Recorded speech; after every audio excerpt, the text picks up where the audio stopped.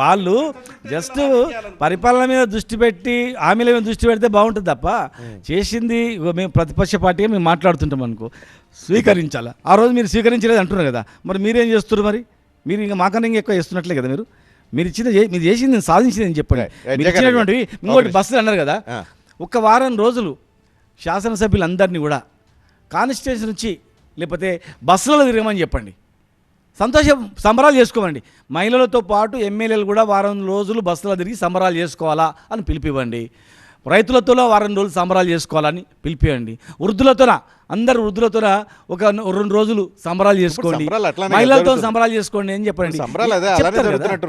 ఇప్పుడు చెప్తున్నా, ఇప్పుడు వాళ్ళు మేము మాట్లాడిన దాన్ని మంచిగా స్వీకరించి సరి చేసుకుంటే హామీలను నెరవేరితే బాగుంటుంది.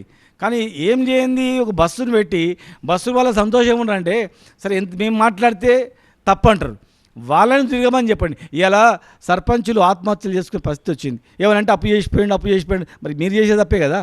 మీరే చెప్తారు, ఇండియాలో స్వాతంత్రం వచ్చిన కన్నా ముందు మన్మోహన్ సింగ్ గారు స్వాతంత్రం వచ్చేంతవరకు ఎంత అప్పు చేసినారో ఈ 10 ఏళ్లలో 200 అప్పు చేసిండ్రు ఇండియా అని చెప్పారు.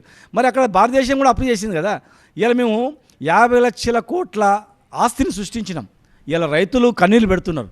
10 ఎకరాలు ఉన్న రైతు ఏదైనా ఆపద వస్తే పెళ్లికి 1/2 ఎకరా అమ్ముకొని పెళ్లి చేసే పరిస్థితి ఉండే. ఇలా సంపద పెరిగింది, అట్లా మొత్తం ఇట్లా గాలి తీసినట్లా టైర్ గాలి తీసినట్టు పడిపోయింది సంపద. ఎవరు కొనేటోళ్ళు లేరు, ఆస్తులు కొనేటోళ్ళు లేరు, అప్పులు బాధ అయిపోయి రైతులు నల్లాడుతూ ఉన్నారు, ప్రజలు చిన్నాభిన్నంగా ఉన్నారు. ఉద్యోగులకు ఇస్తున్న డిఏ ఏమైందండి? ఇలా రిటైర్మెంట్ అయినటువంటి ఎంప్లాయీకి క్వశ్చన్ వేస్తున్న జగ్గారెడ్డి గారిని, రిటైర్మెంట్ కాగానే వాళ్ళకు బెనిఫిట్స్ ఇవ్వాలి, వాళ్ళ దాచిపెట్టిన డబ్బులు. మరి ఎంతమందికి ఇచ్చిండ్రు చెప్పండి. రిటైర్మెంట్ అయిన వాళ్ళు ఎంతమంది రిటైర్మెంట్ అయినరు, ఎంతమందికి ఇచ్చిర్రు ఇన్ఫర్మేషన్ తెప్పించుకొని అడగమని తెప్పించుకొని. ప్లస్ ఫస్ట్ ఎంప్లాయీస్ గురించి చెప్పింది కదా. రెండవది 5 డిఏలు 2 నెలలు ఇస్తామన్నారు కదా, 1 డిఏ ఇచ్చిండ్రు. మరి 4 డిఏలు ఇవ్వలే కదా, ఎందుకు ఇవ్వలేదు చెప్పండి. ఇలా మేము అన్నీ చేసినా కూడా ఏమైందంటే ఒక పొరపాటు ఏం జరిగిందంటే పిఆర్సీ కమిటీ వేసి 5% ఐఆర్ ఇవ్వకుండా ఇస్తామని చెప్పేది ఉంటుంది, లేకపోతే కొద్దిగా ఎక్కువ చేసేది ఉంటుంది.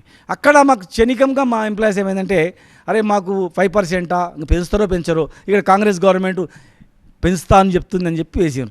ఇవాళ మీరు రిటైర్మెంట్ ఎంప్లాయీకి ఏమి ఇవ్వలేదు, బెనిఫిట్ ఇవ్వలేదు, 4 డిఏలు ఇవ్వలేదు, 4 నెలల్లో పిఆర్సీ అమలు చేస్తామన్నారు, ఇప్పటివరకు అమలు చేయలేదు.